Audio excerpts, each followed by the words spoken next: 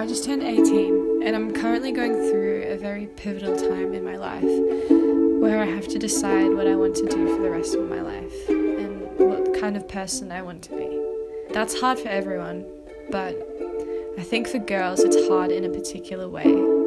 There's so many expectations of us. Look pretty, don't show too much, look after yourself, settle down. I find it all a bit daunting, this whole transformation from child to adult.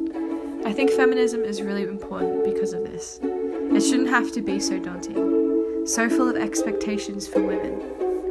And it really interests me why so many girls my age that I personally know don't consider themselves a feminist in this day and age. So that's what I want to find out.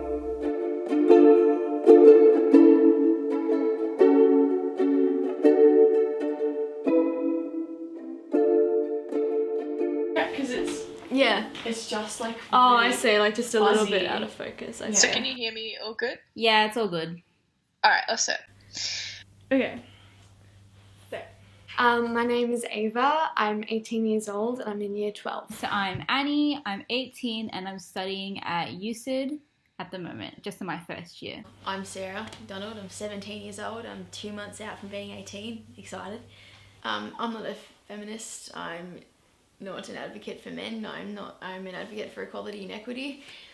I don't know, feminism just kind of bugs me, because it's kind of like they complain that they don't want like heaps of attention and they just want to be treated equally, and it's like, well, hang on, you're the one segregating yourself and making a big fuss out of everything. Definitely, we do need feminism in this day and age. Like everyone needs it, not even just women. Like we all need feminism, because who wants to live in a society that's dominated by like these toxic ideals that only serve a very niche type of person, and even then it harms them as well. The like society that we live in is like dominated by males, and it's dominated by ideals that favor males and continue to favor like a certain type of demographic, which is like straight white male.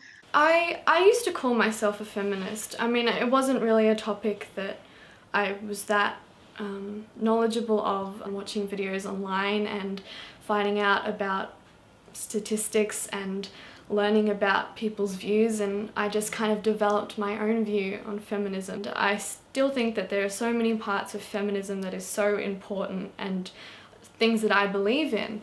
I believe that also over the years feminism has changed a lot, and I think that's just due to people being overly sensitive and playing the victim. So I was on the bus home, and it's like maybe a 20-minute bus ride, and these guys, like this guy sort of sat next to me, and I was like, I didn't really pay any attention. I was like listening to my podcast or whatever, and his friends have like sat the seats in front of me, behind me, and next to me. So and he's like, can I have your number? Are you single? Are you this? Are you that?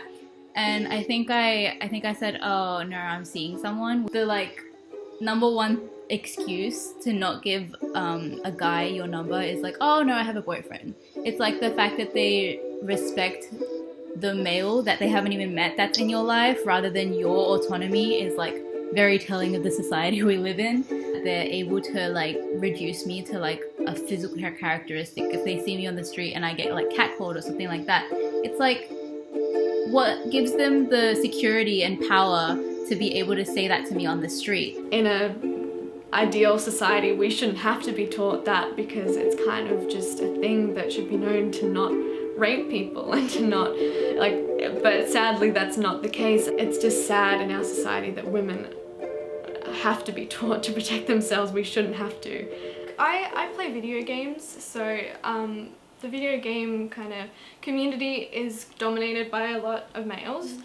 Boys, like especially young boys, they tend to just kind of say things without realizing that it might have an impact, calling you a slut or a bitch or something, like just like not too seriously, but just like saying that because they can. Yeah, I think that's something that might have affected me. But as I've grown older, I've learnt to, you know, kind of just shrug it off and just go, oh, they're just dumb boys that don't know what they're talking about.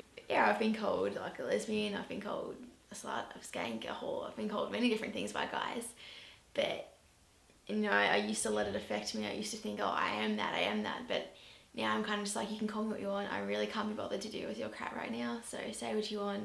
You're not going to get a reaction from me anymore. The reluctance to call yourself a feminist comes from this like bizarre negative assumptions about what feminism is, and like wanting to be different and wanting to be like, oh, I'm not like those crazy, you know, social justice warriors that hate men. Like, why are you so scared of using this word? Like, feminism is like about females being able to reach the same potential as men. I think in a way it is bad that women feel reluctant to call themselves a feminist. Like, I'm one of them, and like I've just found so many negative things that I just don't fully believe in, and that's why I'm trying to not call myself a feminist, to bring attention to those things so we can fix that. So yeah, look, I support you, but don't go emphasizing your segregation, because that's what you're doing when you make a fuss and you riot. Women want to be treated with respect and don't want to be hit or beaten, but that also happens to men as well from women, and yet they don't get any recognition. Women feel so attacked, and women feel so abused and segregated that they feel the need to up the talkings and make a big fuss out of it. Maybe men just take it. Like these stereotypes of men and women like really limit both men and women. Like, it affects men as well. But yeah, it like hinders them from reaching their true potential in society. Like, if you think about it, men's mental health is like, it stems from like a notion of toxic masculinity, whereas like they can't, you know, talk about their feelings or talk openly about mental health because that's feminine.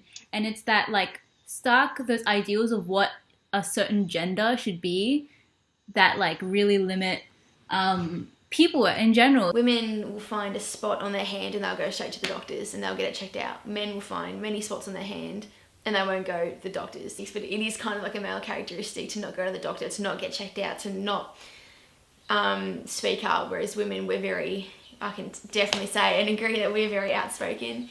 I think it's also because I'm at like a crossroads of like being female and then being like an what do you call it, like an ethnic minority, that I like have to like work a little bit harder to find my place in like modern society. So like working doubly as hard to disprove like really reducing cultural stereotypes as well as like gender stereotypes is like an everyday part of my like life. Because there are countries right now that are a lot worse off than us, that treat women still like we did hundreds of years ago, that they aren't allowed to have an education, they aren't allowed to drive, they aren't allowed to have their own beliefs. I think that is going to take a long time, and we may never actually reach that, because as humans we are just very difficult to be able to get along.